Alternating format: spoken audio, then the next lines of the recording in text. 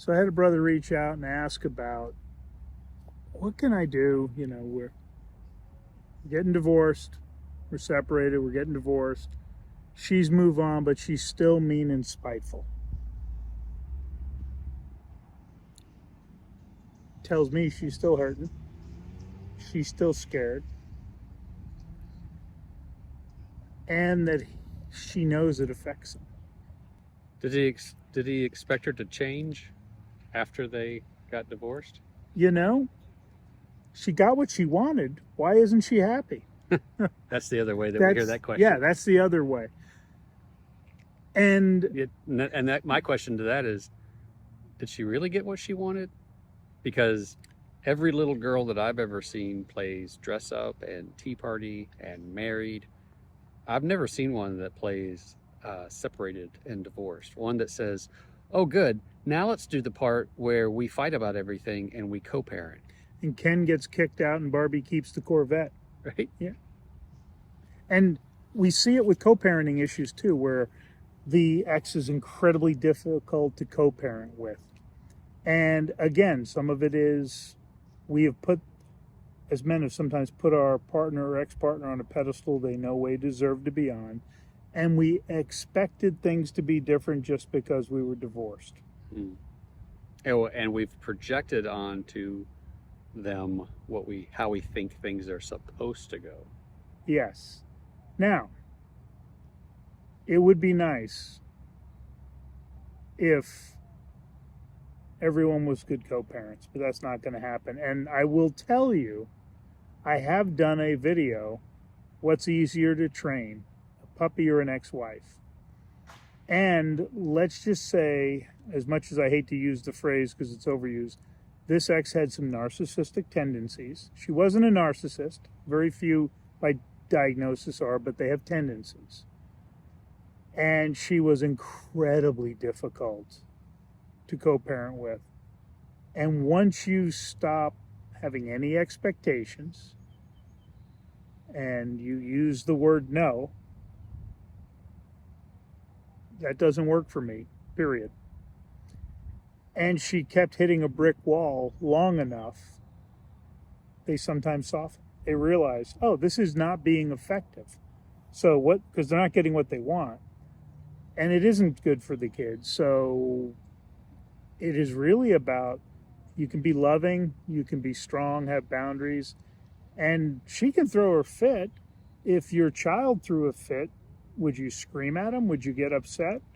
Or would you just, if it's at home, you just wait until it kind of peters out? We know they only have energy for a fit for so long. But there's nothing you can do if she chooses to be spiteful, to be mean, except not take it personal. Because it's really her lashing out because of her pain, her issues.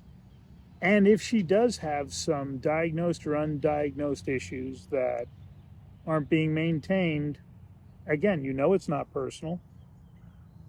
Why would you let that make you feel any different about yourself? Many times we remind a man that it's his job to lead himself first. Mm-hmm. And in doing so, he is indirectly leading her to a new version of the relationship. That's through boundaries, that's through clarity, that's through love, that's through acceptance, that's through knowing who you are and what you want for yourself. And so that doesn't stop just because you got divorced. The leading part, the leading yourself, the leading her, doesn't stop. If you have kids, you're going to be in some version of relationship, some version of connection for the rest of your life. Yeah. And you get to choose whether or not that's going to be adversarial, and you get to start that process now, even if you're in a strained relationship, even if you're in separated, even if you're newly, freshly divorced and you didn't fully reconcile and come to terms with all of your differences, you still get to lead yourself and her to a new version of relationship. And if you are unfortunate to have the small percentage of women who don't want to be good co-parents and won't be a good partner. You still get to lead yourself. You still get to have boundaries and not engage with the madness, you know. Again, you're not taking it personal, but if she wants to throw a fit, you just let her throw her fit, and you do what you need to do. You do what you told her you were going to do. Yeah, we don't always get what we want, and life doesn't always, air quotes, go our way. Yeah. But we deal with what is in front of us, and we make choices, and we don't hand over our power to someone else or make our happiness dependent on whether or not somebody else does or doesn't do, whether somebody else does or doesn't agree or comply or work with us.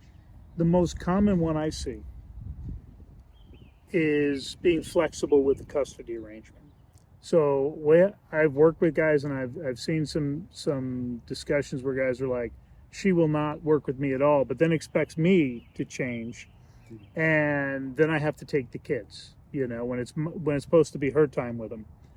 And the nice guys in any of these communities go, oh, well, just take the kids, more time. And there is some times that is appropriate. But when you have somebody abusing the situation, you actually have to have enough confidence and grounded to go, no. So if she's never flexible with switching times around and is always abusing you, and she goes, hey, I've got this vacation planned and it's your week with the kids. Well, first off, why would anyone schedule vacation time with their kids when they don't have them? You know, too many men would go, well, that's okay. Well, sooner or later you need to say, I'm sorry, that's my time with the kids, and I actually had some plans, and no, I'm not willing to let you have them then. Yeah, it's important to recognize that we're not alone in the relationship, that we oftentimes co-create these situations. And sometimes what happens is it goes all the way back to our formative years in our childhood, when we were dependent, when we were powerless, when we really didn't have control over what was going on, and we learned to allow things to happen that we didn't like, but that we couldn't control.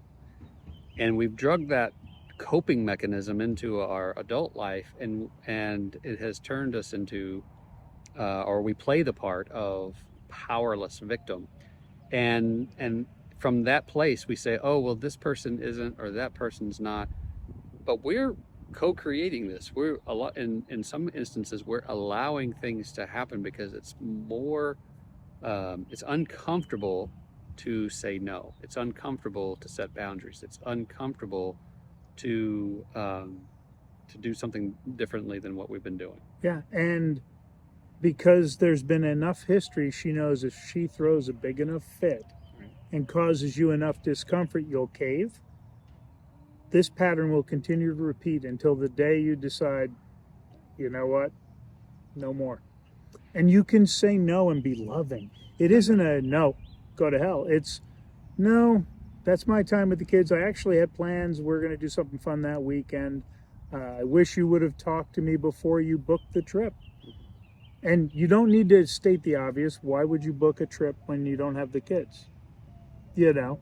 But I see this coming up all the time, and the men are afraid to say no. A lot of times, all we have to do is say, well, one, just say no, but we also can say, I have previous commitments, right? I already have something booked, right? We don't have to explain it. We have to go into detail. We don't need to try to negotiate that in that moment. We just say, no, I've already made plans.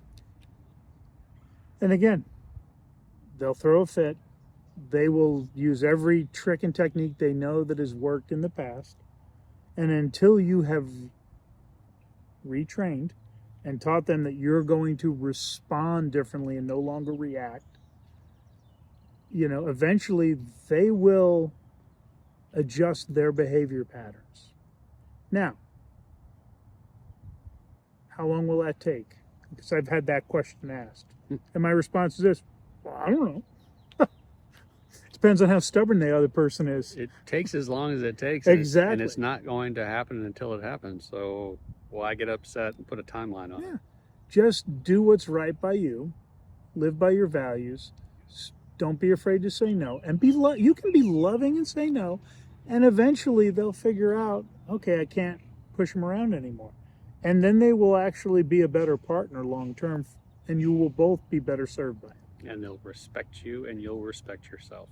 So if you want to have a discussion about this, you're experiencing this problem and you're at your wit's end, there's a link below. Reach out to us, and plain and simple, we'll help you with this. We're not going to tell you what to do.